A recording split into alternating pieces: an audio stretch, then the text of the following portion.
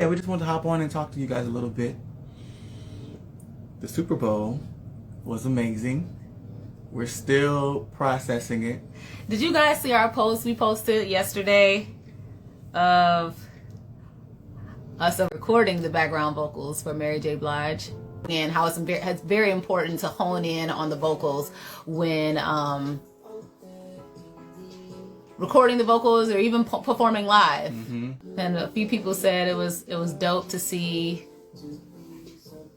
that process. I was thinking about playing for you guys the actual raw acapella vocals, because I think seeing us on the video from yesterday made you listen to it now so that you could hear where we were. But when you hear these acapella voices from the session, I think you'll really hone in on exactly what we did and understand that, you know, the pre-recorded supporting vocalist world is becoming even more prevalent because of COVID. Yeah. And so that's a skill set that we have been grooming and cultivating for a lot of years. Yeah. But specifically last year when we did the Alter Ego television show, we did a lot of pre-recording and recording to support the live vocals. Yeah. And there's definitely a skill and an art to it. Yeah. And so if you're not familiar with production, you know, studio sessions give you multiple tracks where you can record audio. And a lot of times what we do for background vocals is we record the same part multiple times so that soprano, alto part, meaning a soprano, alto, or tenor, right? Yeah, so we record like four soprano stacks. Whitney singing the same thing, and sometimes she's singing it in different ways to make the sound feel full. And then similarly for alto and tenor and bass. So somebody said, yes, matching the sound of the artist showed the need for versatility as a supporting vocalist, and so that you can be widely available to different artists. Love that. Love that. Yes.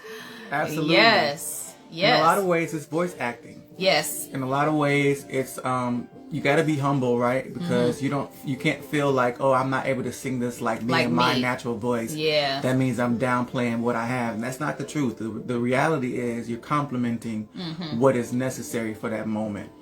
Yeah, we choose to use the term supporting vocalists because it's more of a mindset, a culture, a way of being. It's how you do what you do versus the parts that you sing. And so when you just explain that, what's your name? Because I know it says scribble neatly, so obviously you're a writer. But when she said it shows a versatility, like honing in on the sound, it is sometimes we get comfortable with the phrase BGV and we think just background singer, like I just sang in the background, but we don't really put the importance on how to serve the artist or how to serve the musical director or how to serve the creative director. And when my husband was just mentioning, it's like voice acting. When you choose to get into that supporting role, you hone in on, you feed off of and complement what the principal artist is doing, what the musical director needs, what the creative director needs, vocally as well as performance-wise. But what we posted yesterday was more focused on the vocals, since you didn't see us perform live at the actual since you didn't see us perform live for Super Bowl, you saw the actual recordings, the vocal parts that we did. So we mostly focused on that aspect of it. But it is vocal acting. So me sort of mimicking Mary's voice is a part of how you support well. Like my husband was saying, you have to have humility. If you go into becoming a supporting vocalist, you have to be okay with not sounding like you. And a lot of people that sing background are like, well, I'm a soprano, I'm an alto, I'm a tenor, this is what I do. And then they just sing like themselves in the background. But as a supporting vocalist, you have to come in being able to vocally act, being able to have vocal appropriation. Your movements need to be appropriate per artist, per genre, per feel, per performance, per event, per song, per section of the song. Like there's so many more layers to how you do what you do, how you show up, and how they feel supported. So I'm missing some. Love you too. Hey. Rob, love you, man. Yes. Okay, awesome. Hey, Isaac. Hey, Isaac. So I want to play. And it's so much fun. It's so much She fun. be going off, man. So a part of one of my talents is actually mimicking voices too. So it's really fun for me, as well as important. Mm-hmm. It's important as a supporting vocalist to do it because you want the artist to feel supported. Like, because artists are used to hearing their records, right? They're used to hearing how they do what they do. Yep. And getting background singers, you don't want people over singing you, or you want them to compliment. You want them to add to what you're bringing to the table, especially for a live performance. You want them to add to what you're doing, not overdo. Unless you're just like, let the backgrounds take it, and then there's a moment where they're intentionally asking you to bring your full flavor into it, then that's when you go off and you do you totally. But a part of doing you as a supporting vocalist is honing in on their sound and adding and complimenting. For sure. Please do. It was amazing because the people producers X, Y, and Z have to understand the voice is a whole beast of an instrument itself. So seeing that skill and precision was amazing. Thank you. Yes, most definitely giving the extra of your vocal skills, extra fire of your vocal skills. Stacking, yes, small shifts on tone. Now, do you mix the vocals or you just lay them? So, I am actually the in-house mixer, engineer, recording engineer, vocal arranger guy for RAII Whitney, for HISANDHERENT Entertainment, and for many of the opportunities that we have. And my approach to that is very simple. First, what does the artist want? What does the musical director want from us? A lot of times, we get called on to provide background vocals and supporting vocalists pre-recorded because they want to just make the sound feel a bit fuller. And so in those regards, again, we normally stack four stacks per part, but within those 4 stacks, I actually have us do multiple recordings because as a vocal engineer, I realize that sometimes one track may have like a mic moving or a pop or a click, or you hear the mouth, in some of the tracks. Smacking. So you need to have, for me, I like to have multiple options to choose from within each stack. Yeah. Right? So if there's 4 tracks, each of those tracks has like 3 or 4 takes in it. So really we record 12. If you get what I'm saying. And sometimes more than that, depending on how much we're trying to hone in or really get something clean.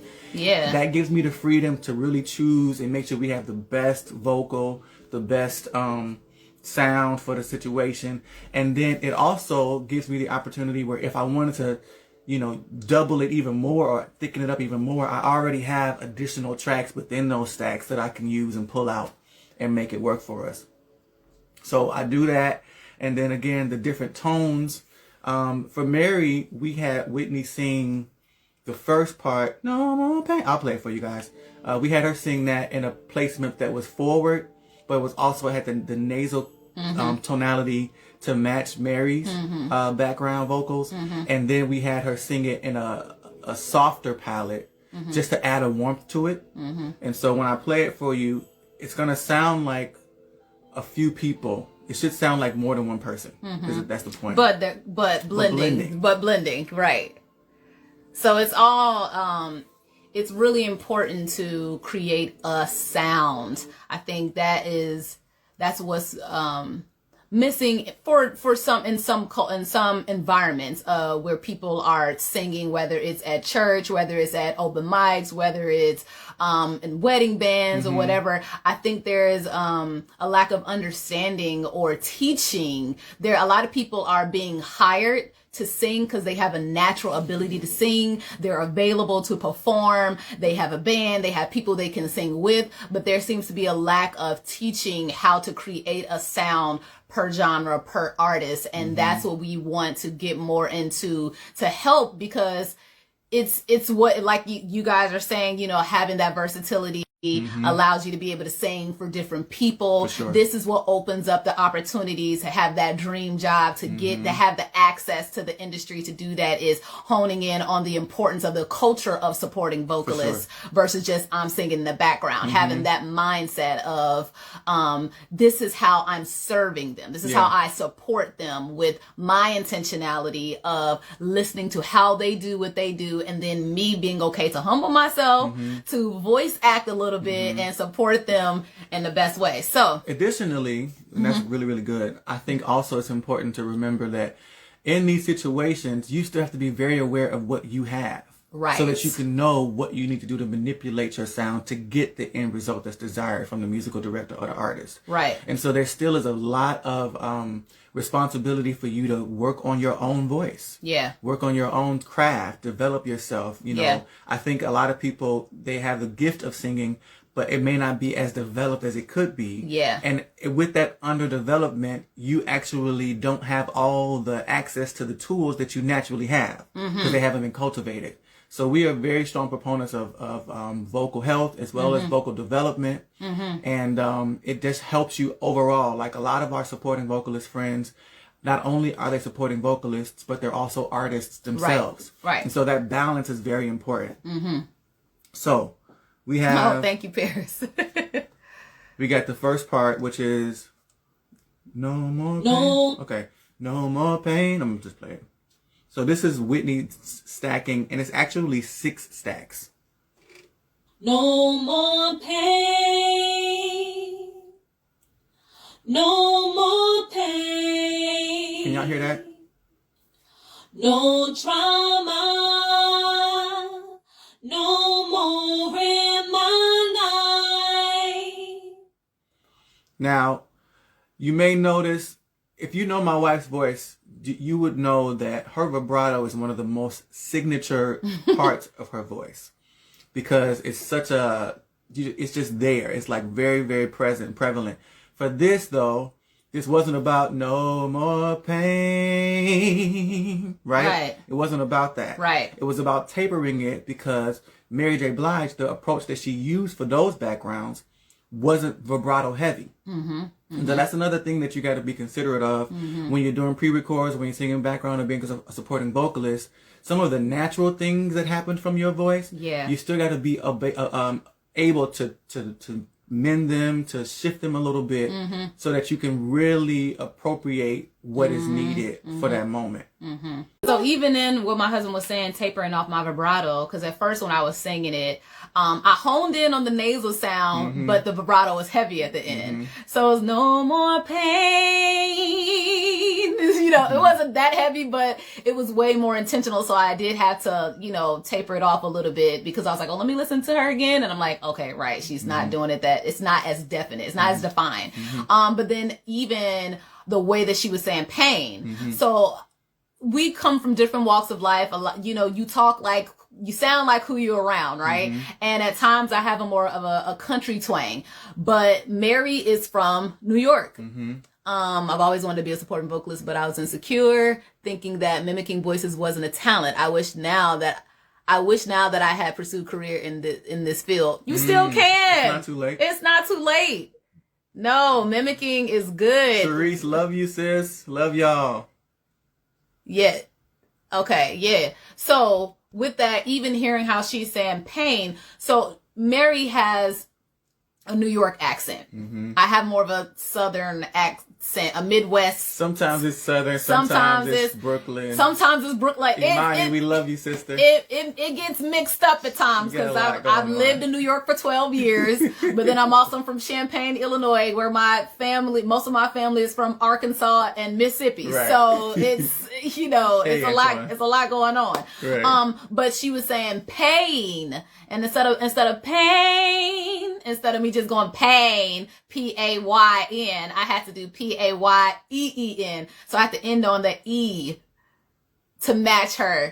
So it's even those little details. It's literally taking each sentence, each section of the sentence, the rhythm, the style, the nuance, the diphthongs, the cutoffs, vibrato. the vibratos. Like, that's what supporting vocalists is about. You have to be intentional about how you support them per line, per genre, per style. So as you heard, the first line I did 6 stacks of that, and then the second part is no more. So drama. So I really I had to get more New York on that one. Yeah. No more.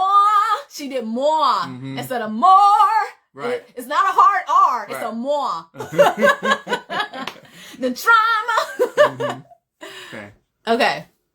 No more drama. You hear that more? No more drama.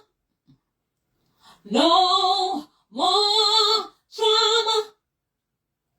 No more drama. All right. So that was more intense. She sung it. Will, love you, man. She sung it strong for a few stacks. I had her sing it a little bit softer to coat it. But the more was definitely there, and the drama, the way that you scooped into the drama, that was important because it wasn't just drama. Right, exactly. So some people, when they're just like, oh, we doing BGVs for Mary J Blige, would have just been like, no more drama. And it still sounds that still sounds pretty good but here's the thing. It can sound good, but are you really supporting her? Are you just singing background, or are you supporting the principal artist? I can sound good singing background for a lot of people. But as a supporting vocalist, I want to be intentional in how I support them. Yeah, for sure. So me change, instead of going no more drama, I'm going no more. I'm mimicking her sound because that's what she's used to, right? This is and when people get singers that are willing to embrace the culture of supporting vocalists, they feel supported, they feel secure. You want the principal artist to feel secure. You want them to feel like you have their back. You want them to feel like you honor what they bring to the table, and you honor it so much you're going to be intentional to learn how they do what they do, so that you can make sure that that you add to what they do, right? You want them to feel that way. So that's a part of supporting vocalists is not just learning alto, learning soprano, learning tenor, and just singing in the background, but it's learning how to do what you need to do so that they can feel supported. Because learning it is just one step, but how you learn it, and then how it shows up, how it sounds, how you execute it is also the depth of supporting vocalists. And the last part from this song is a part where me and Whitney sung together. She sung soprano and alto, and first soprano I sung tenor and bass. And the intention for this part of the song was to build it up, almost to sound like a choir. So we had to use different placements, different timbres. Yes, Vonzel. Because we can sing very clean, and it could literally just sound like 3 people, even if we stack a lot of things. But sometimes we intentionally change the way we position our mouth, change the approach as far as the volume goes, or even the amount of air that we allow to come out, because it makes it seem like it's more than just the 2 of us singing. Right. So you wanna, it's this like vocal acting again. Like when it's time for us to have more of a choral sound or sound like a group, you want to sound like different people. So you might sing it, no more drama. That's that airy singer. No more drama. Then you might want to sing a little hard. No more drama. Right? And then you might want to be a little more nasally. No more drama. So you having those different characters, right? You're building the characters within that sound to create this group of singers. So that's why the 2 of us sounds like this. No more drama. No more drama. That was 4 stacks of the main part, still 6 stacks of the alto part that you did. And then we added a soprano octave for the second part of that. And that's how we created the background vocals for the Pepsi halftime Super Bowl show. for No More Drama specifically. So it's been a lot of fun doing stuff like this. We have a very small setup. You don't need a lot to do stuff like this. We have a DGT microphone from Lewitt Audio. We have a closet that I have moving blankets in. Hey, Natalie. Hey, Courtney. You know, and here's the thing. A lot of people say, well, I got to get this. I got to get that. We started recording with one of the little computer mics. Because we had a desktop, a big tower. Okay, that's throws to the big. Okay. Throw big. Now, granted, we've definitely evolved over the years, thank God. But the skills we were honing in then, using that little, that you can't say P's, you know what I mean? That mic picked up every P, every B. It was just... It was really bad. But we were able to hone in on the skill of stacking, of hearing a part, of repeating it and doing it in a way that blends well with what you already recorded. You should charge for a whole choir. Wouldn't that be nice? I know, right? So yeah, we just wanted to share these tips with you guys and let you all in on a bit of the process that we, that we went through for the Super Bowl. A choir full of Marys. Love you, Court. I love to do this. Okay. So if you have any supporting vocalists or background experience, let me see a 1 in the comment. In the chat. Yes, closet, for real. And when he said moving blankets, he really meant that. That video, y'all see us in that studio, that is literally a closet in our in a room downstairs with moving blankets behind us. But here's the thing. We have done that for very high elite opportunities, and it just proves to show as long as you have what you need to make it work, you can make it work. It would be great to be able to record every time in a multi-thousand, $1 million facility. But that's not what you need to be sufficient. And so I want to encourage anybody that's thinking like, oh, if I had this, then I would be able to do that. Right. It still starts with what you have. Titus, love you, man. Yes, and you shall. You shall get more, Titus. Yeah, you definitely want to invest into a great mic. But again, we are in a closet with moving blankets around us. Okay? That and the mic that I have stapled to the wall. The mic that we use for this specifically is a USB mic, believe it or not. Dude, oh, go ahead and take it out. So it doesn't even require an interface like other mics do. I plug it directly into my laptop, which means we can travel with it. And so it allows us to have flexibility. It is, a couple $100, like $500 or $600, but the investment of that allows us to do what we do. I mean, wherever we go. We've been recording vocals. We just recorded vocals on it for the Super Bowl. And we recorded vocals on it for the hit TV show Alter Ego. All the backgrounds for the Soul Train Awards. The Soul Train Awards, we've been doing it. So shout out to Lewitt Audio again. Thank you guys for the mic, DGT. Yes. But yeah, it's been a journey of figuring out how to make it work. Before we had this, I had a USB mic that was an Apogee. It was smaller. Yeah. And it's not as clear as this, but it still allowed us to get demos done and get things done. So definitely needed a pop filter, Paris. Yes. Oh yeah. Okay, Paris said 1, he has experience. Okay. Who was that? Talisha? Is it Talisha? Says 1. Court.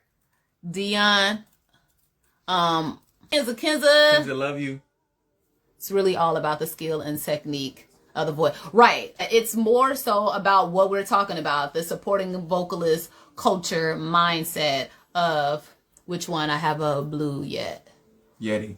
Yeah. Oh. We have the Lewitt Audio DGT 650, I believe is what it is. Get that. What vocal exercises do you do? We actually do warm-ups, but we also do vocal straws. Yes. And cup phonation. And so that has been a game changer for us. For real. And we actually are affiliates for the voice straw. So if that's something you want to invest in, we could definitely give you our code for you to purchase it. The vocal straws, man, The phonating has been extremely helpful because it really helps put your vocal cords in the right position to sing in any range. Yeah. And make sure that they are aligned to where they need to be for you to sing wherever. And then the cups that come with them helps with the resonation. So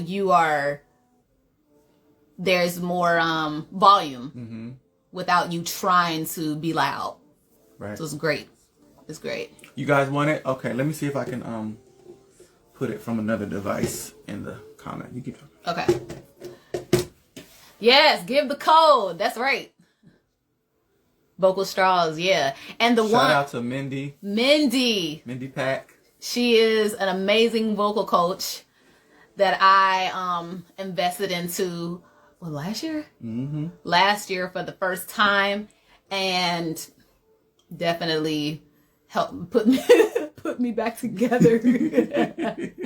Investing into those vocal straws have been life-changing, and we have been recommending them to any of our students that come to us for vocal and performance training. Any of our celebrity even clients. of our celebrity clients that we train for their shows and events, we recommend it to them to get as well, because it helps. It helps with you warming up with the straws, practicing the actual songs that you're gonna, sing with the cups, and you singing your songs through the straw right before you perform. It's great application. It's great prep for any time you're singing, no matter what genre you're singing, no matter what type of voice you have. It is like a foundational principle must have. The straw and cup set, definitely. And they're different sizes too. So the bigger one is for when you're a little raspy and dried out, a little tired. Then they have skinnier, longer ones that create more pressure. And how it works is, when you're singing through a straw, obviously your cheeks end up getting big, because you can't really give all of it into this little bitty straw. But that pressure, what it does, the pressure comes back into the vocal folds and presses them in alignment. It's great. Cold, please, Court. Okay, now the coffee stirs are still good too. Like honestly, if you don't have the funds or voice straw. Or the voice straw, you can do, different straws, coffee straws, but these are steel, so you can wash them, steam them, and they got a little travel pack, they got a little zip bag, the little velvet. Where my straws at? I should have brought my straws while I'm up here talking about them. They're all they got a little cleaner. And then the cups also have their own little packaging. It's good to travel with. They're great to travel with. So they're not going to get bent up and smashed. And so we just signed in on our business page, His and Her Entertainment, and we put the link. We tagged the link and the code. Hey, Melody. We love you, Mel. Hey, Jeremy. What's up, Jeremy? Can y'all see the link? We pinned it. Yes, the pressure comes back. It's so good. It's so good. And for me, being a singer that's used to using a lot of power and feeling like I have to push, to be loud or project at times. Yeah. It was weird for me to use them at first because it gave me ease. And most of us people, we just love working hard. It's like, if it don't hurt, if it ain't scratching, if it ain't doing this, it ain't working. No, y'all, that's wrong. You should. No, he ain't never been. He's like, never. I know me. I don't gotta do that. He's like, I ain't doing that. Not the scratching and hurting part. You definitely. That's if it's hurting. You need to stop. You just need to stop. But no, sometimes, because they, teachers or vocal coaches, or not vocal coaches, but inexperienced, or some people will say, hit the note. You got to hit the note. And so when you're trying to hit the note, you literally just, you trying to hit it. And you shouldn't be loud. hitting. It was loud. Yes. That kind of hurt my ear too. But you shouldn't be hitting nothing. You shouldn't. Them notes didn't do nothing to you. Why are you hitting those notes?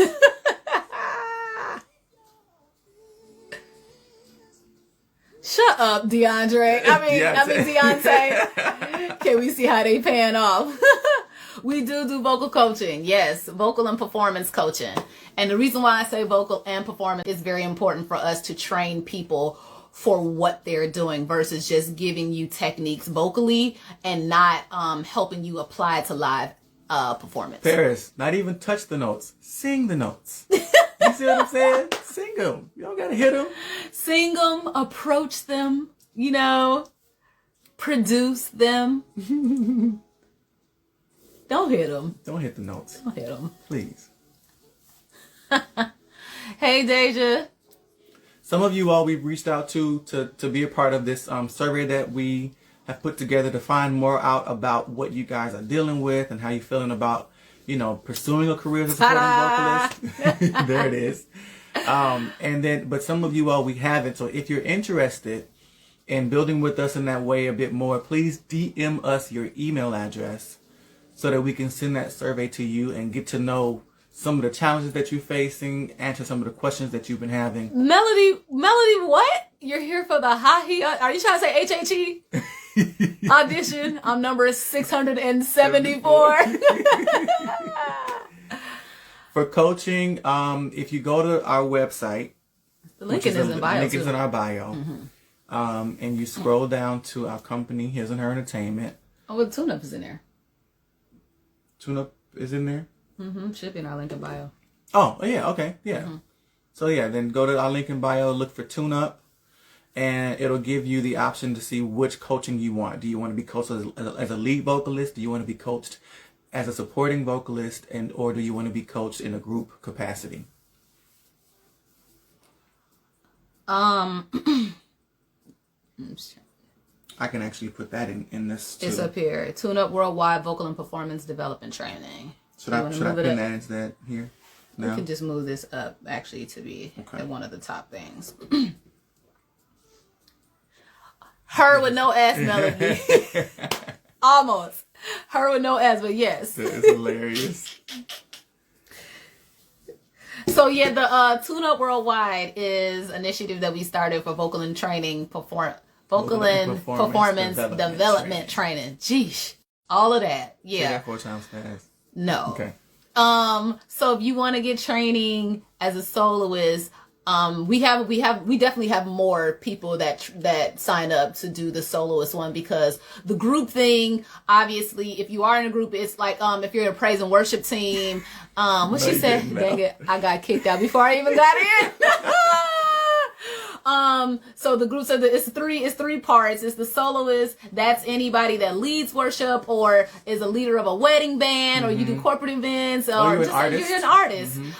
You're working on getting into the studio, recording your own music. You have a performance, a virtual performance. That's the soloist aspect of it. The group aspect of it, like I was saying, that's duos, trios, praise and worship teams. With that, you have to be in the same place when we do it, even if it's virtually, because of the latency. You don't want the delay for that. And then the supporting vocalist one is actually the only one that is audition only, because obviously that is what we do. You feel me? And so that is the only hybrid program that we have that actually develops the solo aspect as well as the background aspect, because these are all things that you're going to have to get skilled in and develop in if you are to do this for a living. Yeah. Love it here. Yay! So we have been explaining the difference between why we choose to use supporting vocalists versus background vocals. So background vocals to me is what you do, but not how you do what you do. So we sing the background vocals, right? We sing the background vocals, but we are supporting vocalists. In short. So some of you... Y'all missed a whole breakdown of supporting vocalist versus background singer as it related to us recording the background vocals for Mary J Blige's No Drama performance for the Super Bowl. So, but we're going to be coming back on here. Yeah, we're going to talk. Y'all going to ask us questions. We're going to share our process with you guys. We're going to break down things for you guys, and then that's it. You heard us on the Super Bowl, you didn't see us, but this upcoming weekend, you actually might see us on another very, very high visible sports event. Yeah. So we'll keep you posted on that. For those of you who are just tuning I'm like, in, the Olympics over or no? Olympics? that's a good guess. That's a good guess. Again, if we have not received your email and you want to learn more about what we're doing and be a part of this process as we're building the supporting vocalist community, please DM us your email so that we can send you the survey and continue to connect with you even outside of the IG lives. Yes. We need to build our tribe. You feel me? It's time to build the tribe. It's time to build the tribe. It's time to build the tribe. And here's the thing, like we've been doing this for 14 years, y'all. Over 14, yeah, right. And so we're not the type of people that's like we good because we gigging. Like we want to empower you guys. We want to share with you all what we've been learning. We wish we would have had somebody to pour into us, to disciple us, to mentor us, to help us understand how to navigate this industry. So that's our heart, you know what I mean? We're here for you guys, and we thank y'all for spending some time with us on this beautiful. Is it warmer anywhere else? Because Chicago is like 48, 50 degrees, and yesterday it was like 12. That's really really weird to me. I went outside to get the mail and it was warm. You know he from Illinois when it's warm at 40. Based on 12, compared yes. to 12 degrees, it was a warm breeze. Thank you for the Thanks, love, Paris. Sunny, we love you, sis. Oh, good. Yes. Remember, you want to be connected. You want to learn more about it. We want to learn more about you and build with you. Please DM us your email because we want to send you a quick, 4-question? Yeah. 4-question survey just to kind of gain more insight to where you are and how you're feeling. Is it possible to stretch your range if you're comfortable in lower range? Yeah. See, possible. You just said comfortable. Right. You got to be okay to be uncomfortable. You got to be okay to be uncomfortable. But yes, it's possible. It's definitely possible. Because I was a soprano as a kid, and I was a super second alto. Then I went back up to being a soprano again, and yeah, you can. DM your emails like Paris said, okay? The survey took no time. Yeah. That's right. Oh, no, DM us here on RAII Whitney. Great question. Yep. Thank you. DM RAII and Whitney. Account. Yes. DM the RAII and Whitney. DM us to this account. DM this account. DM this account, the RAII and Whitney account. Yes. All right. Alrighty. This is great. Love you guys. Most of you guys stayed. It was amazing. Get those vocal straws and help yourself out. Work smarter, not harder, you know? Seriously, man. Work smarter, not harder. All right. Love y'all. Love you guys. That's it. Enjoy the rest of your day or night, wherever you are. We'll see you guys soon, all right? Bye.